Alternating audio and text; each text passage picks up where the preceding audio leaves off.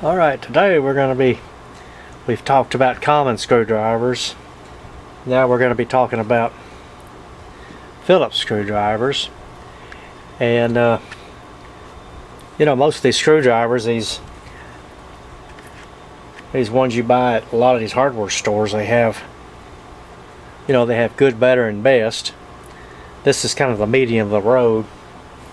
It's really been a great screwdriver, but as you can see how the end has gotten worn right there, and that's from really bearing down on some of these Phillips screwdrivers. I mean, this is what happens to these Phillips screwdrivers. And most of the time what we do is we just pitch them out and go get us another one. Well, let's say your granddad bought you this screwdriver and you enjoy the feel of it. You always know where it is and you like using it because it makes you think of him. They're helping you.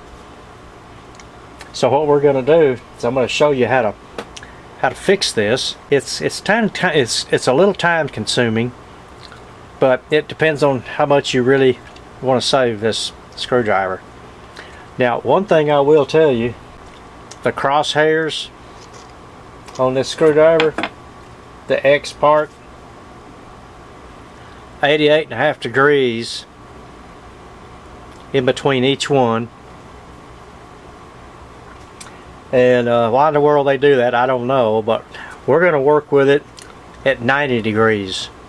I would imagine at 88.5 that it grabs the screw a little better. But like I said, since this is our favorite screwdriver, we're gonna be working with 90 degrees. There's several ways you can do this, but first thing you want to do is you want to kind of straighten up where this thing's gotten chewed up. So in other words, we're going to bring this up to another point, but that's okay because then we can take it back down from there. So now there's several ways you can do this.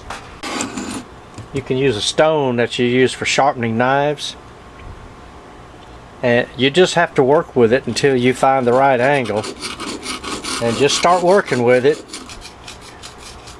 It's just going to take you, it won't take that long, it will take a few minutes, but one thing you want to make sure is the top point is pointing directly at the same angle that you're trying to cut the bottom one. In other words, it should be in line with the one that you're trying to sharpen to the sharpening stone. I've got a pretty good idea, you know what I'm talking about. Anyway, here we go. We're working on that.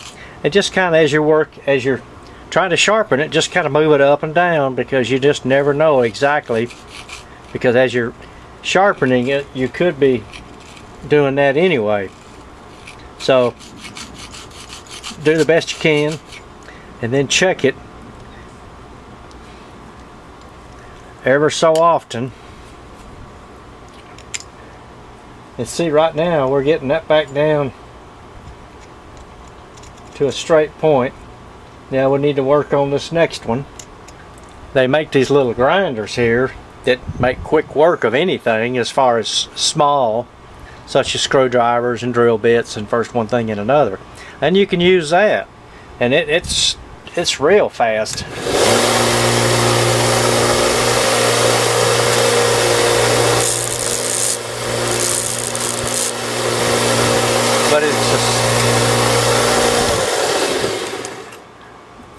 But it's the same thing. You have to keep moving it around, not quite that much, but you get the idea. You just want to make sure that this is parallel to the table, and because what you're trying to do is just put a little bit of a point on there. You don't want anything serious, just a little bit. And as you're working it around and checking it, then you can kind of tell which is how much you're taking off, if you need to add more to the top or more to the bottom.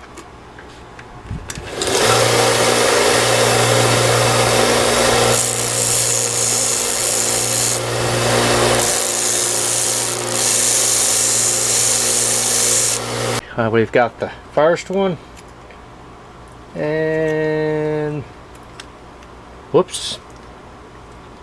Working on the wrong one. Let's do a little more on it. On the second one. Now we've got the second one and the first one. Okay, now let's swing around here. Now the third one. Now here's something else you can use. If you've got a file handy, you can definitely use a file. And it's the same thing. Get your file level to the surface. You want your point straight up. And as you can tell which side is cutting, because as you're pulling back on it, you want to kind of take the pressure off, because files only work in one direction anyway.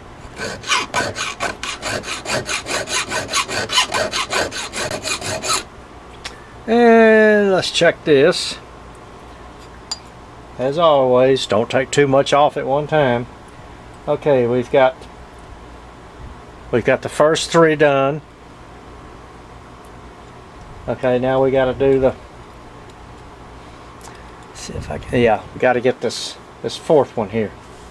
Now, what you can do, you can go to Harbor Freight, and you can get these diamond hones. They work real good with this. Just you kind of have to go in between the water trough. Same thing.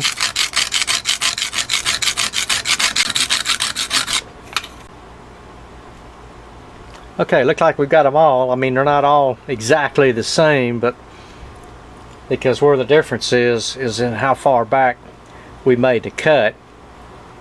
So what you can do, you can go back on whichever thing you want to use and try to see if you can't get a little bit more even to where it's exactly the same all the way around. And you can do that with a.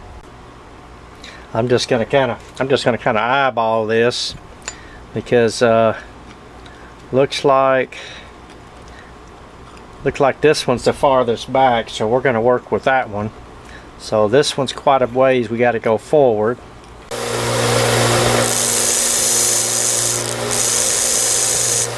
Yes, we just made some quick work out of this. Now we got to look at the point. Okay, now you can see we've got a really sharp point. So what we need to do now is, the way you want to be able to check this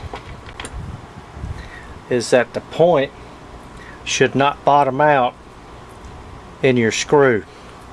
So in this case, put that in there.